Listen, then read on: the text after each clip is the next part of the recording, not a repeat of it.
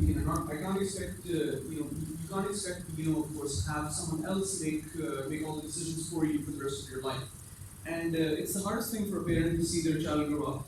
ठीक है, ये मैं पहले से ही कह रहा हूँ. You will always face resistance, ठीक है, when it comes to your parents.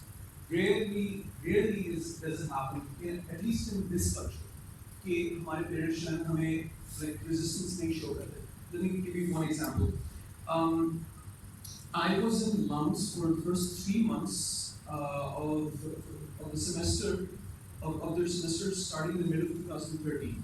And I was going to go for BSc in mathematics, okay, but in the middle of it all, I decided okay, I needed to apply to medical college because the career option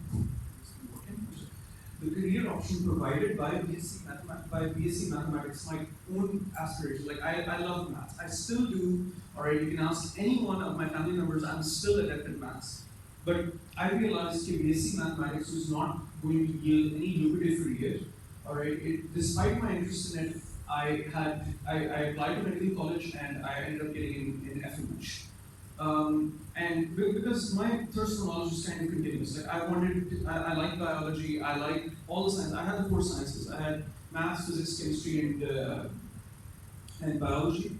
And because I wanted to keep all my options open. And actually, if all of you, if most of you at least have this option, then again, I'm saying this, you can do practically anything with these subjects. All right, even the business line is open to you just because of one subject, maths. And maths doesn't just pay off in the long term. Maths is, I think, the most important subject that I had to give. And I'm a medical student. I'm a house officer at this time. 5 years ago, throughout my 5 years in MBBS, I can safely say, despite the fact that it was not a requirement in accordance to UHS, maths has helped me more than any of the other, more than biology. Okay, so kudos to mathematics, the subject that most children usually hate in childhood, ends up becoming the most useful one in turn. For business also, you need to know about maths. Maths is the core of all the sciences. Anyway, so I decided to go into medicine afterwards because I realized that I had to choose my second number 2 on my interest list, right? Because I knew that lucrative careers were found here, progressive careers were found here. It takes time. It takes time for doctors to move forward, okay? But it gets you somewhere. BSc mathematics is going to yield MSc in either maths or physics, and then PhD. But I would never have gone about becoming a teacher in either a university or it would have been fun. It would have been fun to teach, but honestly, when you have something that gives you business options as well, that gives you that plants its interest and practicality in front of you, that is what you should aim for. So, I mean, again, I don't exactly stand very far ahead as far as my career is concerned, but the one thing that I have a concern for when it comes to adolescents who are growing up, who are just learning the ropes, who are doing their OA levels or their FSC metric, is that they don't know what to choose and how to choose it. They either rely on their parents, they either rely on misguided, they're misguided as well. I was sitting outside yesterday and a parent actually came up to me and asked whether or not there was FSC was available here at Fatima Memorial College of Medicine and Dentistry. You can tell how misleading how misled most people are when it comes to education. But so far as education is concerned, you guys all have a good background. You guys already have a very good standing when it comes, if you look at the overall population, I can safely say you're in upper 2%. I can safely say you're above the 95th percentile when it comes to most people and most students up and coming here in Pakistan.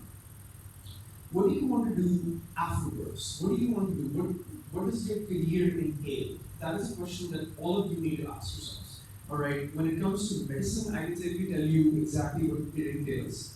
It entails 5 years of work, and if it's MBBS, of course, is 5 years. Then there are other fields.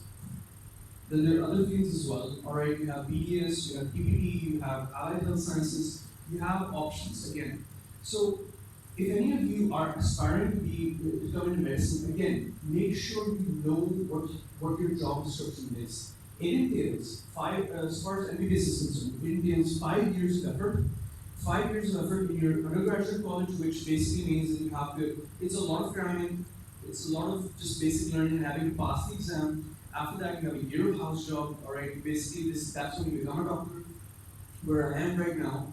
And after that, after giving your FCPS Part 1 or your MRCB, you plant yourself within any specialty and become a postgraduate student.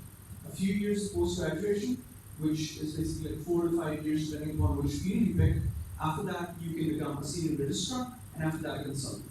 So I can safely say there's like 11 years of worth of training, 5 as a student, 5 and 6 as a doctor. All right, so far as medicine is concerned. But again, it depends on which field you choose. I personally am going for psychiatry, which has a lesser like leadership isn't too long for psychiatry. I think 2 to 3 years so far. But I'm of course applying abroad as well, so that's a different thing. So, but what do you need to do at this particular time? Most of you are in your A levels and LC. For every single one of you, what I would say is that if you want to apply in medicine, the first thing you need to do is that you need to make sure that MCAT is your target right after your exams are over. And I say this to the A-level students like I need to emphasize this a lot to the A-level students. Your A-level exams are not the end. Your A-level exam is the beginning of 3 months during which you have to adapt to the MCAT. And the MCAT entails some 220 or 200 MCQs which you need to learn to answer. If you don't, a lot of people end up getting very bad scores as far as the MCAT is concerned. Focus on that. Apply to any academy, KIPS, any single one of them. I'm asking all of you basically, you just need to learn to adapt to the MCAT. A-level students can do that very easily. FSC students, their advantage is that their background is filled with the same subjects that they have to study for as far as the MCAT is concerned. Give the MCAT, try to get as high of a score as possible, and try to secure the best grades or marks that you can as far as your A-level and FSC are concerned respectively. Apply to colleges, apply to UHS colleges as well, and just try to get in wherever you can. Do not, and I repeat, do not expect getting into a government medical college. If you have the financial resources, go for a private medical. Go for a private medical college, okay? But try at least to secure as wonderful marks as you can to at least attempt getting into a government medical college. All right, because you can't make a scene as far as medicine is concerned if you don't have a degree. So again, do not expect it. But once again, MBBS is not the end game here. Most people will say, okay, the MBBS doctor, you're gonna have a gap year, they will give life a look. I'm saying that that is an option. That is an option for a lot of you, and it's a very practical option for some of you. But I'm saying that that is not the end game. You have options. After MBBS, instead of MBBS, you have BDS as well, dentistry, which is 4 years, and in some respects, it's actually more lucrative than MBBS doctors is concerned. Then, if, say for example, if Lady Luck just is not on your side, all right, then then you can go for a bunch of other different courses, which include BSc in nutrition, This mic is really betraying me today. I don't know what's wrong. So, you have BSc in nutrition as well. You have BSc, you have DPT as well, Doctor of Physiotherapy. You have Doctor of Veterinary Sciences. You have other options as well. Explore them, look through them. Because if you're truly interested as far as the field of biology and medicine is concerned, again, it's not like it's not like the medicine is the end game. And then a lot of people are going to say that नहीं MBBS doctor नहीं है तो इसका फायदा क्या BDS वाले कोई कम होते हैं or something like that. Again, you don't need to let social conventions tell you anything. We have a lot of PGs here as well who will keep on saying I didn't do ENT because मुझे लग रहा था कि कोई गम था और मैंने internal medicine किया because ताकि मुझे पता हो I have versatility, I have more knowledge. That's not true. That's not true. Internal medicine has a lot of frustration in it. And by that I mean that you have a lot of great work hours. Alright, ENT is much more relaxed. Again, do not let anyone else tell you what is best for you. You you need to understand this one thing that, okay, I need to look at what are my capabilities, what are my limitations, all right, and what is my desire. Be stubborn about what you want to do, all right, and figure out exactly what your proficiency is, and then stick to it. Stick to it using your mind, your own stubbornness, and then what's going to propel you through it? Your own desire to work in that field.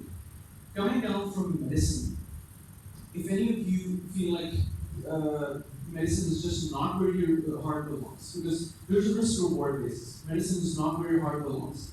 There are other options too. You have engineering. You have, for those of you who have maths, again, you have the option of engineering as well. I don't know what degree engineering is going to help you so far as building a proper computer is concerned, because today's social trend talks about a lot of saturation that's taking on the engineering field. But again, there's also business. There's also business.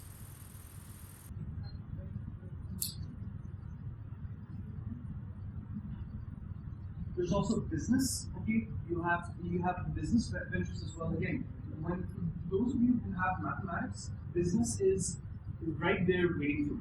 All right. It all depends. Now, again, I don't have time to subjectively counsel you all on exactly what you want to do. For that, any one of you can take my contact number from ma'am here. Okay, and you can contact me individually. All right, I can guide you all regarding what exactly you aspire to do. It can even be a childhood passion that can turn into something of a lucrative career. All right, and again, it's something that you're good at. A lot of you may have passions that are fully, like talents as well, passions that are fully in front of you, right? And you just simply need, and a lot of you may even have the skill set necessary to move forward with those passions. It's not like and at the same time, a lot of you may have latent capabilities as well. A lot of you may have aspirations towards being something but don't have the necessary skills. Those people can build a skill set for themselves, right? It's entirely up to you as to what you want to do and what you feel is the best thing for you. There are people in this world who want to do things, but it's simply outside their jurisdiction too, and that's a very depressing thought. But that doesn't mean that you're not going to amount to anything later on. Again, it all depends on you, what your aspiration is. Now, at this current time, I'm going to advise something to all of you. So far as those of you who are just entering A levels or starting off your A levels or your Fs. For those of you who want to do medicine in a setting where A-level students are kind of given a due, apply to Al-Khan. The key to Al-Khan is critical thinking. I can only speak briefly about it right now because, again, we don't have that much time. But for those of you who want to do medicine in a setting where you'll be happy doing it, apply to Al-Khan. It is an A-level student's paradise. Beyond that, again, if you don't get into Al-Khan, don't worry about it. I applied for 2 years, I didn't get in. But what they're looking for is a critical-minded individual. All right. One thing every single one of you should do is apply to Al-Khan. Second, apply also to LUMS. LUMS is the kind of university where even if you end up doing a BSc course from it, you still have somewhat of a career option. Because I know a lot of you might also at the same time be thinking, oh, we have to earn. And it's a fact. It's a fact. बराबरी करनी है इस बाकी दुनिया से ठीक है. It's not like it's done in a moment, right? So for every single one of you, I'd recommend applying to LUMS, applying to their business school as well as their School of Sciences. All right, they're very good options so far as building your own career is concerned. The School of Sciences, the School of Humanities as well. I think there are 2 exams you have to give. SSC, that's one exam for their School of Sciences. And for their School of Business and their School of Humanities, you have to give an exam called LCAT. All right, it's nothing difficult. It's like giving the SAT, which brings me to the next option. The next thing, the SATs. Both of them are very, very good practice if you want to know how to attempt an entrance exam. 3 things that I'm recommending to all of you. All of those of you who are who want to apply for medicine, apply to outcome. All of those you want to keep an alternate option open, apply to lumps, and all of those you want just to have some more on your CV. Definitely for Ivy League and whatnot, you need a SAT score.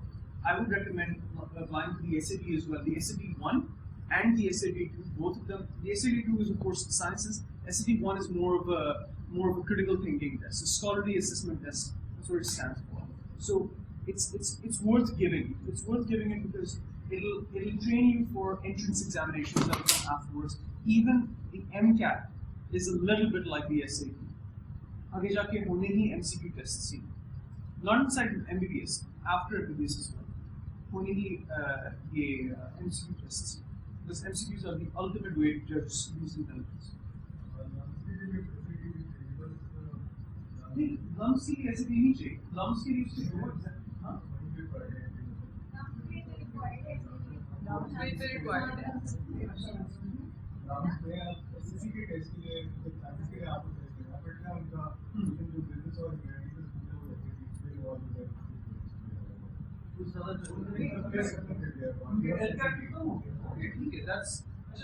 That's all the more reason to give your LCAT as well. LCAT, SATs as well. That's all the more reason for you to give your SATs as well. The SATs will also get them into CMH and stuff. Pardon?